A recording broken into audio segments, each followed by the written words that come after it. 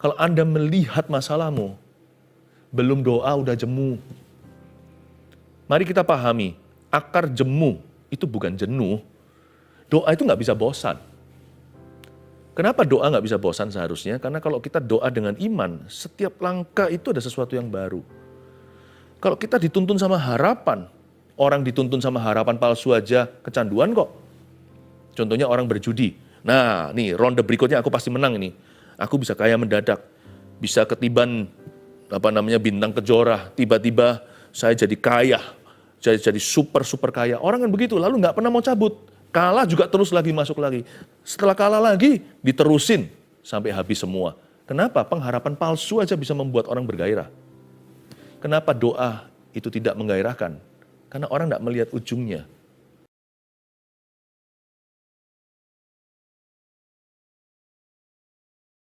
Terima cinta kasih kami. Karena Engkau telah terlebih dahulu mencintai kami. Engkau mengasihi kami dulu. Thank you Tuhan. Kami naikkan segala pujian hormat kami. Dari seluruh keluarga Saat Teduh untuk-Mu. Segala pujian, segala penyembahan. Tuhan, bersabdalah. Ajari kami, umat-Mu untuk berdoa. Berdoa dengan tidak jemu-jemu. Masuk hadirat Allah secara sengaja. Bertemu dengan pertolongan kami. Terima kasih Yesus, Kau kami cinta. Sembunyikan hamba di balik salib-Mu. Sampaikan pesan-Mu dalam nama Yesus. Amin. Praise the Lord. Langsung kita buka Alkitab. Hari ini kita akan belajar tentang doa sekali lagi. Saya berikan judul, mengalahkan rasa jemu dalam doa. Pernah merasa jenuh? Pasti pernah. Tapi rugi jika kita ikut perasaan kita lalu menyerah dalam doa. Karena doa itu setiap langkahnya lebih dekat ke penggenapan. Masalahnya hati kita itu cenderung putus asa. Itu problemanya. Kita buka dulu Lukas 18. Karena tidak percaya itu lebih mudah. Beriman itu penuh tantangan. Kalau kita beriman sama Tuhan, kita akan melawan semua setan. Tapi kalau kita mau ragu dan bimbang, rasanya semua orang dukung kita. Dunia sekeliling kita itu support agar kita kehilangan percaya. Aneh ya? Gravitasi itu bukan hanya fisik ya ternyata. Tapi juga ada sebuah force atau satu kekuatan yang menarik kita mundur. Karena itu berdoa tidak boleh jemu. Mengalahkan rasa jemu dalam doa itu adalah langkah kemenangan nomor 1. Kalau kita bisa lewati dulu rintangan pertama, kita bisa masuk ke level 2. Doa kan gitu, masuk dulu gerbang depan, lalu masuk ruang suci, lalu ruang maha kudusnya. Itu bukan kompartemen sungguhan, tapi bicara tentang hati kita itu loh, menembus awan-awan. Doa itu memang ke sorga sih, kita masih hidup di bawah awan. Jadi kita harus menembus awan kelabu. Nah, awan kelabu itu nggak usah lihat ke atas langit itu, awan kelabu itu di hati kita sendiri. Ya, pikiran kita seringkali berkecamuk. Kayaknya mau protes. Seolah-olah kalau bisa hari ini, kalau bisa pikiran kita itu seringkali menipu. Kita diajari oleh pikiran sendiri untuk terburu-buru. Kalau enggak all or nothing sama Tuhan itu, kalau bisa ya sudah semua Tuhan. Kalau enggak aku tinggalkan. Banyak orang itu kalah di depan. Mari kita baca ayatnya. Lukas 18 ayat pertama, perumpamaan tentang hakim yang tidak benar. Yesus mengatakan suatu perumpamaan kepada mereka untuk menegaskan bahwa mereka harus selalu berdoa dengan tidak jemu-jemu. Coba katakan dengan saya, berdoa dengan tidak jemu-jemu. Ya, berdoa dengan tidak jemu-jemu. Nah, pahami dulu ya, akar jemu itu apa? Jemu itu ternyata bukan bosan. Banyak orang kira tidak jemu itu jangan bosan-bosan. Bukan. Jenuh atau jemu itu ada sesuatu alasan yang lebih serius di baliknya. Kita baca dulu ayat 2. Katanya dalam sebuah kota ada seorang hakim yang tidak takut akan Allah dan tidak menghormati seorang pun. Dan di kota itu ada seorang janda yang selalu datang pada hakim itu dan berkata, belalah aku terhadap lawanku. Beberapa waktu lamanya hakim itu menolak.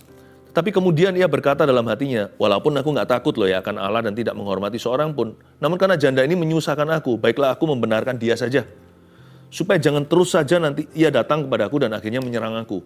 Kata Tuhan, camkanlah apa yang dikatakan hakim yang lalim itu. Tidakkah Allah akan membenarkan orang-orang pilihannya yang siang malam berseru kepadanya? Dan adakah ia mengulur-ngulur waktu sebelum menolong mereka? Aku berkata kepadamu, ia akan segera membenarkan mereka. Akan tetapi, jika Anak Manusia itu datang, adakah ia mendapati apa? Iman di bumi. Katakan iman. Iman, betul. Yesus mengatakan suatu perumpamaan kepada mereka untuk menegaskan bahwa mereka harus selalu berdoa dengan tidak jemu-jemu. Mari kita pahami akar jemu itu apa. Akar jemu itu ternyata adalah faktor kemustahilan. Jadi bukan karena bosan dalam perjalanan, tapi kalah WO atau drop out di depan. Banyak orang waktu mau berdoa itu merintis karir doanya untuk kasus itu. Atau untuk pergumulan tertentu itu belum apa-apa, dia sudah putus asa. Doa itu harus dimulai dengan iman. Dan iman kita itu bukan iman imani. Iman kita itu mencari bensinnya di firman. Iman itu timbul dari pendengaran. Kalau Anda nggak bisa berdoa, nggak apa-apa, nggak usah doa dulu. Cepat buka Alkitab. Tapi waktu kita buka halaman Alkitab itu bukan untuk menyalah-nyalahkan Tuhan. Atau bukan untuk mengkritik firman Allah. Waktu kita buka itu kita minta kekuatan. Nanti kan dapat bahan bakarnya untuk iman. Iman akan muncul sendiri jikalau yang kita baca ini kita dengarkan dengan hati. Doa itu harus mulai langkah pertama dengan faith dulu, dengan iman. Banyak orang belum apa-apa, udah ketabrak tembok, udah ketatap tembok kemustahilan. Coba lihat ya bahwa mereka harus selalu berdoa dengan tidak jemu-jemu itu, karena banyak orang waktu mulai doa sudah nggak percaya. Apa alasan mereka nggak percaya? Perumpamaan Yesus ini bagus. Katanya, dalam sebuah kota ada seorang hakim yang tidak takut akan Allah dan tidak menghormati seorang pun. Matilah. Si janda berkata begitu. Janda ini bicara tentang gereja. Bicara tentang seorang wanita seperti mempelai Kristus sendirian di dunia. Ya kan? Karena kita ini sekarang kan seolah-olah seperti Yesus tidak secara fisik bersama. Makanya kalau kita doa kan perlu iman. Kita doa perlu percaya akan yang tidak kelihatan. Lalu seorang janda juga mewakili kondisi kita. Bukan masalah gender nih, perempuan atau wanita. Tapi bicara tentang ketidakberdayaan. Kita kalau dalam masalah itu lebih banyak gak berdayanya daripada berdaya. Nah, waktu seorang janda ketemu lawannya yang tidak seimbang. Siapa lagi kalau bukan seorang hakim yang lalim, satu nggak takut akan Tuhan, buyarlah harapan. Lalu dia nggak menghormati seorang pun, alias dia nggak pedulikan. Waduh, matilah. Rasanya sudah belum bergelut dalam doa, udah mampus dulu di depan. Yang kita hadapi itu tembok besar, ya kan?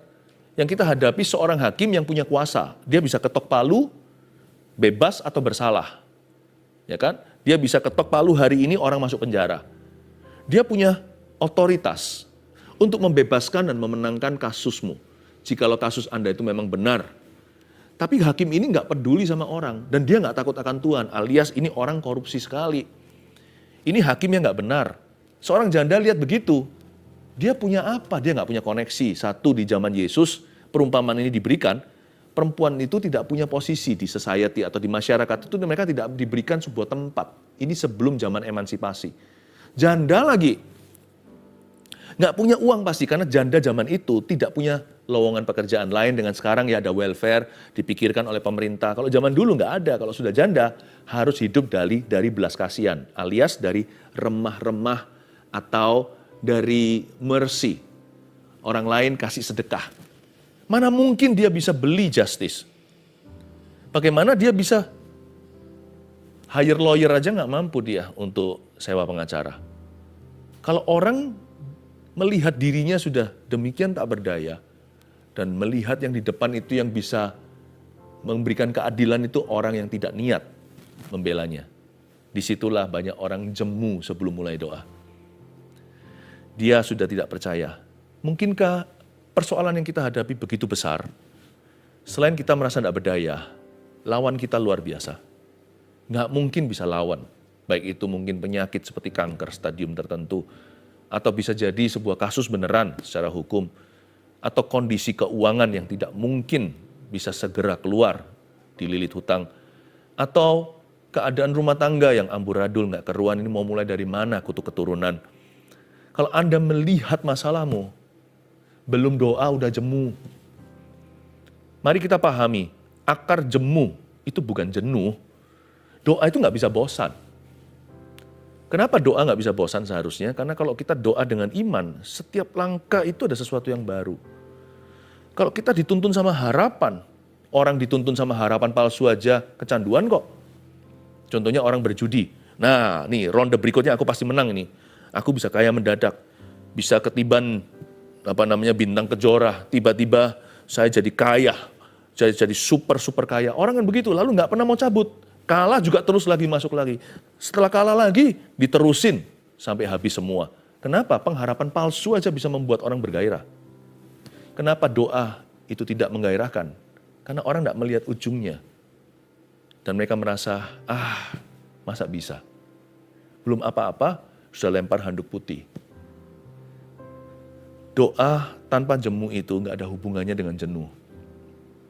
Tapi kita tahu mustahil. Tapi doa itu adalah sebuah keputusan sengaja untuk melihat Dia yang lebih besar dari masalah kita. Nah, kalau doa kita kaki pertama sudah salah langkah, yang kita lihat adalah masalah, kita tidak akan berdoa. Berdoa sebentar pun langsung kecewa. Tapi jika yang kita agungkan adalah Dia yang ada di atas dan mengatasi masalah kita. Dia yang jauh lebih besar daripada semua roh dunia. Doa kita akan dipenuhi dengan hope, pengharapan. Dan nanti setiap langkahnya akan ada kekuatan. Bahwa mereka harus berdoa dengan tidak jemu-jemu. Jangan lihat hakim yang lalim. Lihatlah hakim di atas segala hakim. Lihatlah Tuhan Yesus yang masih duduk di atas tahtanya. Memang dunia sekeliling kita itu lebih realita. Kiri kanan kita lihat mana mungkin, mana bisa. Karena manusia kalau bersandar pada pengertian sendiri, dia nggak bisa lihat lebih besar, lebih luas dari ruang otaknya. Otaknya yang hanya size segumpal tangan. Dia nggak bisa melihat lebih dari itu. Makanya dia putus pengharapan. Makanya doa nggak boleh pakai otak saja. Otak perlu dipakai, akal budi. Tapi doa harus dari iman. Karena iman itu melihat yang nggak kelihatan. Menembus awan-awan. Memang iman itu bawa kita ke sorga. Meskipun badan kita masih di sini. Karena kalau bukan iman, kita nggak mungkin bisa bebas dari realita di kanan kiri kita. Karena yang kita lihat itu yang kita percayai. Yang kita rasakan panca indera itulah realita. Tapi iman itu membawa kita jauh di atas semua itu. Melihat kepada Dia yang duduk di atas tahta. Nggak tahu gimana kalau ditanya secara rasional. Secara logika saya nggak bisa jawab. Bagaimana jalan keluarnya? I don't know.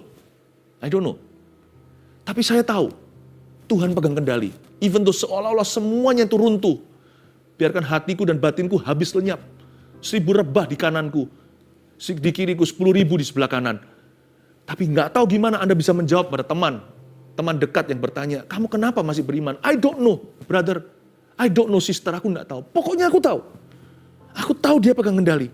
Aku tahu semua indah pada waktunya. Aku tahu Dia tidak meninggalkan aku. Aku tahu Dia akan menolongku. Itu membypass atau menembus atau melewatkan hakim yang lalim. Langsung naik banding ke hakim yang adil. Kenapa rasa jemu dalam doa itu terasa? Karena tembok kemustahilan, the wall of impossibility. Tapi selain itu juga ada faktor setan, jangan lupa. You know, Satan hates prayers. Setan itu benci doa. Karena dia tahu kuasa doa itu seperti apa. Kalau bisa nih, seperti pencobaan membunuh bayi Yesus, kalau bisa dibunuh dulu sebelum jadi Mesias. Karena doa itu akan menjadi juru selamat dengan J huruf kecil. Yesuslah juru selamat J huruf besar. Tokoh di balik setiap jawaban doamu, itulah Dia. Tapi kalau bisa itu digugurkan dulu. Seperti Musa.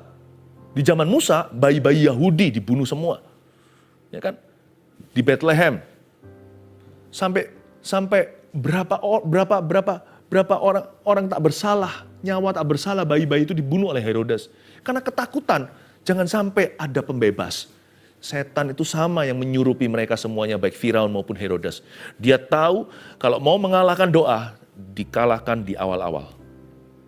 Hancurkan di depan. Sebelum doa ketika masih dalam bentuk benih, sebelum dia menetas menjadi kuasa Allah. Wah, you have to know that the devil hates prayers. Makanya itu setan paling rajin tahu nggak menabur apa. Salah satu bentuk tipu muslihat yang paling bahaya. Dalam bahasa Inggrisnya, seeds of discouragement. Yaitu benih-benih keputusasaan. Itu paling umum. The most common. Setan itu punya produk, ada yang elit, ada yang apa. Tetapi kalau bicara soal volume, yang betul-betul mass produce, seperti pabrik besar, itu print terus, atau produksi tak pernah berhenti, itu semua orang pasti pernah kena. Itu namanya putus asa atau kecewa. Berapa banyak anak-anak Tuhan kecewa sama hidup, kecewa sama Tuhan, terus putus asa, putus pengharapan, down. Itu paling gampang, karena setan punya banyak itu, millions, punya jutaan benih seperti itu atau miliaran. Dia sudah nggak perlu mikir ini distributornya mana, udah nggak pakai distribusi dia. Dia tinggal lempar kanan kiri, itu seperti debu di udara. Hati-hati dengan roh putus asa. Tahukah yang melawan doa Anda namanya Satan? Dan setan itu bukanlah rekayasa pikiran manusia. He's a real individual. Dia adalah seorang pribadi yang nyata dengan sepertiga bintang yang di bawah komandonya. Dan semuanya itu tahu bahwa yang paling mempan di hati orang-orang yang berdoa adalah discouragement atau putus pengharapan. Selain itu coba lihat ya apa yang bisa membantu setan menggagalkan kita sebelum mulai doa.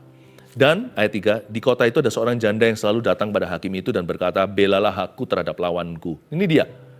Ketika janda itu melihat pada dirinya sendiri, kenapa kita jemu berdoa? Karena kita melihat kondisi kita, dan kita melihat kelemahan sendiri sebagai manusia yang tidak berdaya. Tapi jangan lupa, Tuhan itu selalu punya antidotnya. Untuk segala infeksi, Tuhan punya antibiotik rohaninya. Bukankah firman Tuhan berkata, di saat kau lemah, aku kuat. Ingat ayat itu, Paulus bilang gimana ketika dada duri dalam dagingnya, ketika dia nggak berdaya. Di saatku tak berdaya, kuasamu yang sempurna. Ingat itu adalah firman dari finger atau dari jari jemari Paulus ketika menuliskannya ke jemaat Korintus. Ada seorang janda yang selalu datang pada hakim itu dan berkata, belalah aku terhadap lawanku. Tapi janda ini gagah perkasa. Bukan berarti dia itu sudah lahir begini. Saya yakin ketika dia terjepit, dia malah bergantung pada Tuhan. Itulah rahasia kemenangannya. Ayat 4. Beberapa waktu lamanya hakim itu menolak. Tapi kemudian ia berkata dalam hatinya, walaupun aku tidak takut akan Allah dan tidak menghormati seorang pun, namun karena janda itu menyusahkan aku, baiklah aku membenarkan dia, supaya jangan terus saja ia datang dan akhirnya menyerang aku. Beberapa waktu lamanya hakim itu menolak. Andai kata Tuhan pernah tanda kutip menolak doa Anda, seolah-olah Tuhan gak pernah ya. Bedanya Tuhan dengan hakim lalim ini adalah, hakim itu takut janda itu akan menyusahkan dia. Kalau Tuhan gak takut Anda menyusahkannya. Ketika Anda dan saya belum minta, Tuhan sudah susah di Getsemani untuk kita. Waktu kita masih berdosa, Tuhan sudah mati. Udah kadaluarsa. Kecurigaan Anda pada Tuhan itu sudah terbukti salah. Tuhan itu gak takut disusahkan. Mana ada seorang ibu itu takut disusahi anaknya, takut ngerepoti mama, malah marah mamanya, lu aku mamamu, sudah sepatutnya direpotkan, ya kan? Kalau saya punya anak kami, kalau salah satu berkata takut merepotkan papa, saya kan berkata, saya papamu, I'm your daddy, you see. Tuhan itu lain, kalau hakim ini tidak peduli sama sesamanya dan dia tidak takut akan Allah, tidak menghormati siapapun. Kalau Tuhan itu mengasihi kita, dia memang cari cara agar anaknya menyusahkannya. Dia mau tolong kita. Tuhan kita itu loh, tidak diminta singkan baju lengan, lalu mencuci kaki murid-muridnya. Kok mau ya Tuhan mengotor-ngotori dirinya? Kaki itu kan kotor, nggak bersih, bau lagi. Zaman itu orang-orang pakai sandal gitu berdebu. Tuhan kok mau ya? Karena cinta. Di cerita Yesus membasuh kaki murid-muridnya itu kan dikatakan Yesus mencintai mereka hingga penghabisan. Tuhan tuh memang cari. Asal kita itu mau terbuka. Tuhan gak takut disusahkan oleh kita. Kalau hakim ini gak mau direpotkan, Tuhan malah minta. Datanglah kepada aku yang letih lesu dan berbeban berat. Bukan cari masalah itu. Datang ke aku memberimu kelegaan. Pikul lekuk yang kupasang. Berarti Tuhan mau tuker trading beban. Aku ambil bebanmu, nah aku akan ajari kamu bagaimana caranya hidup untuk aku. Luar biasa kan? Kita punya Allah yang seolah-olah mencari masalah kita. Tuhan itu dengan senang hati mau menjawab doamu. Jadi jangan percaya setan yang berkata, Tuhan telah menolak. Tuhan telah menolak dan meninggalkanmu. andai kata Tuhan pernah seolah-olah kelihatan menolak, itu pasti ada rancangan tersembunyi. Saya sebut ini hikmat delay. Pernah kalau pesawat kita terbang jam sekian, lalu delay, diundur ya kan? Kalau sampai seolah-olah penggenapan janji itu mundur, itu pasti ada rencana perubahan. Maksudnya bukan perubahan jam terbang. Kalau sampai ada sebuah janji itu belum juga tergenapi, itu yang berubah bukan Tuhan. Sebab Tuhan tidak berubah dahulu, sekarang, selama-lamanya. Tidak ada pertukaran bayangan. Yang berubah itu kita jadi lebih sabar. Atau lebih menghargai ketika diberi. Atau mungkin kita belum ready, tapi kita nggak menyadari kalau berkat itu diberikan ke kita malah merusak hidup kita. Ada banyak hal kita nggak mengerti sih, terus terang saya juga tidak mengerti. Saya sama manusianya dengan Anda. Tapi saya selalu percaya, setiap delay Tuhan itu ada hikmatnya. Setiap delay. Delay-nya Tuhan itu does not equal atau tidak sama dengan denial. Siapa bilang delay-nya Tuhan itu berarti dia menolakmu? Setiap delay yang Tuhan izinkan dalam hidup kita. Jikalau beberapa waktu lamanya hakim itu menolak ayat 4, padahal Tuhan bukanlah hakim yang lalim itu. Tuhan adalah Bapa yang Maha Kasih. Kalau sampai ada sesuatu diundur, itu karena Tuhan mencari sebuah perubahan di dalam diri kita terlebih dahulu yang sifatnya lebih kekal daripada itu yang kita inginkan di dunia. Nah, saya tunjukkan ya hakim ini ngomong apa. Ayat 5, namun karena janda itu menyusahkan aku, baiklah aku membenarkan dia. Supaya jangan terus saja ia datang dan akhirnya menyerang aku. Kata menyerang aku dalam bahasa Yunani itu stanmi. Stanmi itu kayak Tuhan itu seperti orang bergelut ya, bergulat gitu ya. Lalu ada yang dikunci. Ya kan, lehernya dibawa begitu atau di antara lututnya seperti jujitsu dikunci begitu sampai dia harus tap begini. Sudah. Referee harus pisahkan supaya jangan sampai patah tulang. Hakim ini berkata, jangan-jangan nanti dia malu-maluin saya, nanti di tempat adilan nanti dia cakar saya, lalu dia berdiri di meja, teriak-teriak. Lalu habis itu nanti bajuku udah bagus-bagus, nanti ditarik sama dia, robek, dan nanti dia protes. Ini hakim yang jahat, dia nggak peduli keadilan. Dia hanya peduli dirinya sendiri aja bisa menangkan perkaranya jikalau dia benar. Tuhan berkata, kalau Tuhan, hakim itu berkata, supaya jangan si janda itu menyerang saya. Kristus tidak begitu ya. Tahukah dia dikoyakkan tanpa tangan Anda? Dia memberikan nyawa. Dia nggak takut untuk disakiti. Cambuknya 40 kurang 1, 39 kali for you and me. He laid down his life for us. Bedanya dia dengan hakim itu. Lihat ayat 7, tidakkah ayat 6, kata Tuhan, camkanlah apa yang dikatakan hakim yang lalim itu. Tidakkah Allah akan membenarkan orang-orang pilihannya yang siang malam berseru kepadanya? Coba garis bawahi kata tidakkah Allah. Saya suka sekali waktu saya bacakan kalimat ini, sebuah pertanyaan sih, tidakkah Allah akan membenarkan orang pilihannya yang siang malam berseru kepadanya? Saya coba zoom in ke kata tidakkah Allah. Saya mendapatkan sebuah penerangan begini, God isn't like this judge. Tidakkah Allah? Allah tidak. Tidakkah Allah akan membenarkan orang-orang pilihannya siang malam berseru kepadanya? Iya jawabannya. Dan Allah tidak seperti hakim lalim dalam perumpamaan ini. God is not like that. Malah justru God is the perfect opposite of that. Tuhanlah lawan kata sempurna daripada hakim lalim itu. Dialah Bapa yang kasih. Dan adakah ia mengulur-ngulur waktu sebelum menolong mereka? Mari kita jawab sendiri. Jawabannya tidak. Tuhan tidak akan mengulur waktu sebelum menolong mereka. Makanya itu setiap delay ada hikmatnya. Aku berkata kepadamu, ia akan segera membenarkan mereka. Akan tetapi jika anak manusia itu datang, adakah ia mendapati iman di bumi? Begini loh. Agar kita doa tidak jemu-jemu itu pakai iman demikian. 1, 2, 3 catat poin-poin sederhana. Ya, berdoalah dengan tidak jemu, mari kita kalahkan rasa jemu di dalam doa kita. Supaya kita melihat mujizat dan kemuliaan Allah. 1, bergairahlah dalam doa. Sebab Tuhan sangat mengasihi kita. Tuliskan itu. Karena Tuhan sama sekali tidak seperti hakim yang lalim ini. Kalau hakim itu nggak peduli, Tuhan sangat interest dengan hidup Anda dan saya. Itu bedanya. Hakim itu don't care about you. Kalau Tuhan Yesus lain, dia sudah mati untuk kita. Dia nggak takut disakiti karena dia sudah pernah sakit untuk Anda dan saya. Malah sekarang, ya, Habis manis sepah dibuang katanya orang. Kalau Yesus habis sakit, manis akan datang. Masa mungkin Roma 8 tidak digenapi kalau Tuhan Allah Bapa memberikan bahkan putranya yang tunggal ke kita. Masa dia akan pelit hal yang lain? Putra aja, putra mahkota diberikan. Saya nggak ajarkan ini untuk kita manipulasi, minta sesuatu yang mencobai Tuhan. Bukan. Tapi jangan curiga dong sama Allah. Anak tunggalnya pun diberikan kepada kita. Masa yang lain-lain Tuhan akan pelit sih? Habis pahit, manis akan datang. Bergairahlah dalam doa. Bergairahlah, be passionate.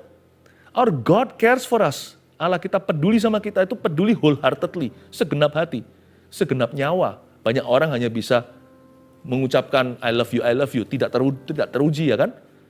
Kadang-kadang bisa aja gombalan. Kalau Tuhan udah gak ada ruang untuk begitu. Kata-kata I love you dibuktikan dengan mati di Kalvari.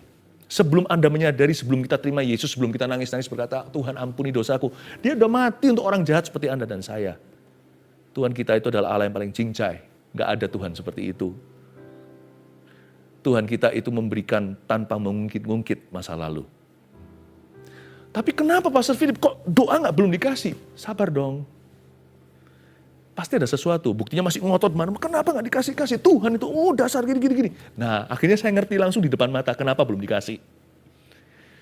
Kalau sampai dikasih, dia akan kehilangan nyawa. Karena dia ngotot sekali minta itu, sekali dikasih, dia akan seperti orang kusta yang 9 tidak kembali. Karena memang dia dapat berhalanya.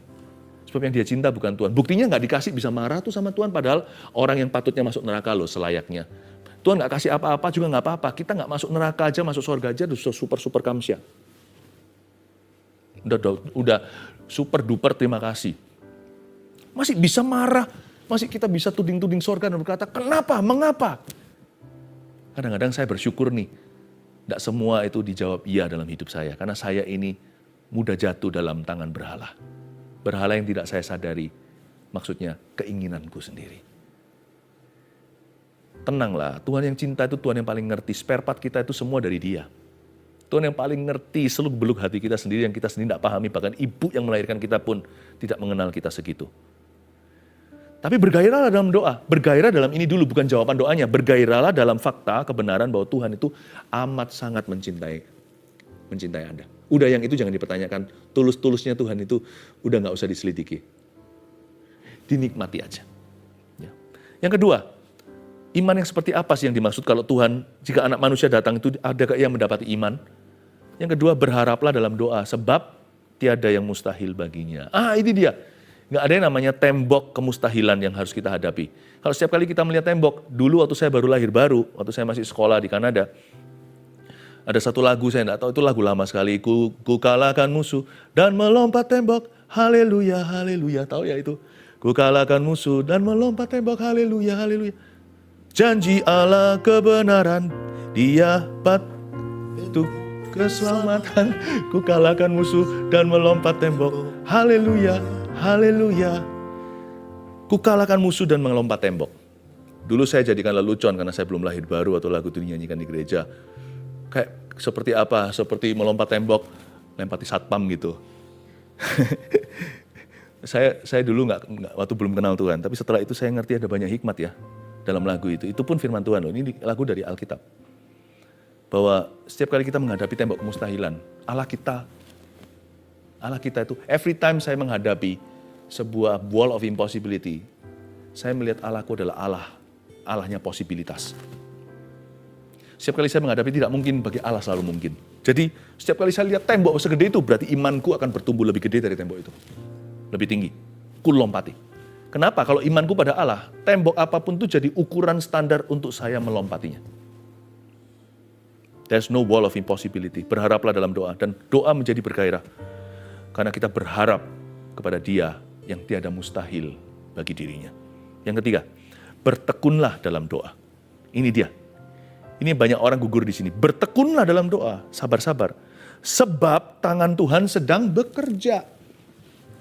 Masalahnya tangan berlubang paku itu nggak kelihatan sih pekerjaannya. This is the kind of faith in not sebuah iman tanpa melihat yang Yesus ingin temukan jikalau anak manusia itu datang, cek hidup kita, Punyakah kita? Apakah kita memiliki iman yang brand ini? Iman yang tanpa melihat. The kind of faith without seeing. Kenapa Pastor Philip kok saya punya iman nggak boleh tipe iman yang nggak melihat? Karena tangan yang bekerja itu nggak kelihatan masalahnya. The invisible hand. Kayaknya nggak ada kemajuan. Saya doa-doa setahun, mana kemajuannya? 3 tahun, mana kemajuannya? Seolah-olah enggak. Tapi tangan itu sedang bekerja. Percayalah. Tangan berlubang paku itu sedang bergerilya. Pekerjaannya itu tidak nyata di depan mata. Tapi pekerjaannya nyata dalam hidup orang yang percaya. Pernah waktu saya doakan salah satu anggota keluarga untuk terima Tuhan. Kok enggak kunjung ada tanda. Tapi lihat ya. Saya berdoa, untung saya nggak kecewa. Ternyata teman-teman beliau satu persatu terima Tuhan. Seolah-olah saya diizinkan kekasih kami ini dikepung kanan kiri oleh orang-orang yang lahir baru yang ada dalam circle atau lingkarannya. Tepat waktunya semua indah. Akhirnya beliau terima Tuhan. Coba bayangkan, andai kata saya kecewa di tengah. Cara Allah itu berbeda-beda dengan orang tertentu seperti konfrontasi langsung. Ada orang tertentu itu dikepung dulu pelan-pelan, jadi dengan lembut dirangkul untuk masuk ke dalam kerajaannya.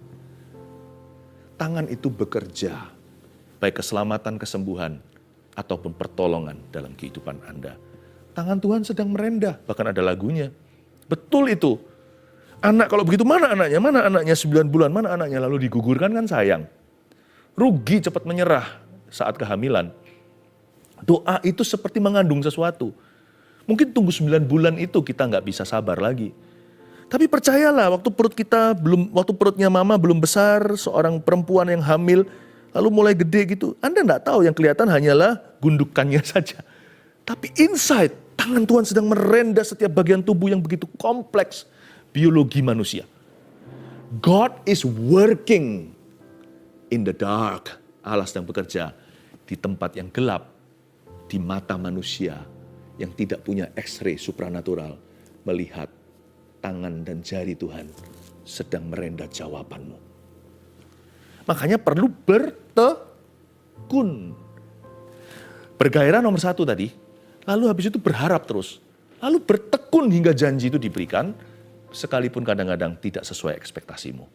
Inilah satu-satunya antidot doa tidak jemu. Gimana kira kita mengalahkan rasa jemu dalam doa? Hingga doa kita melihat penggenapan. 1, bergairahlah dalam doa. Sebab Tuhan sangat mengasihi kita. 2, berharaplah dalam doa. Sebab tiada yang mustahil baginya. 3, bertekunlah dalam doa. Sebab tangan Tuhan sedang bekerja. Haleluya. Berkat dari Allah Bapa, Putra, Roh Kudus yang mengajar kepada kita hari ini untuk berdoa tidak jemu-jemu hingga penggenapan janji itu datang di hidupmu. Tuhan mengasihimu, Tuhan cinta padamu. Dalam nama Yesus, amin.